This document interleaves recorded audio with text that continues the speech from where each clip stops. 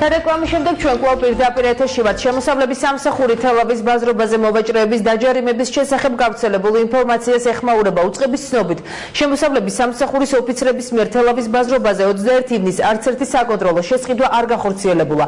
შესაბამისად, არ გამოწერილა არც ერთი სამართალ დარღვევის ოქმი. განცხადების მიხედვით, შემოსავლების სამსახურის საგადასახადო მონიტორინგის 18 ივნისის ბრძანების საფუძველზე 20 ივნისს შემოსავლების სამსახურის ოფიცერმა თელავში არაბაზრობაზე არამედ ალაზნის გამზრის ნომერ 4-ში მდებარე მაღაზიაში სალარო საკონტროლო აპარატის გამოუყენებლობის გამო ინდმეწარმე 200 ლარი დააჯარიმა. დღეს თელავის ბაზრობაზე შემოსავლების სამსახურის ოფიცრების მიერ არც ერთი საკონტროლო შესყიდვა არ განხორციელებულა, შესაბამისად არ გამოწერილა არც ერთი ჯარიმა. დღეს შემოსავლების სამსახურის თანამშრომლების მიერ მართლაც განხორციელდა ერთი საკონტროლო შესყიდვა, მაგრამ არა ბაზრობის ტერიტორიაზე, არამედ მაღაზიაში, რომელიც მდებარეობს ალაზნის გამზირზე 4 ნომერში.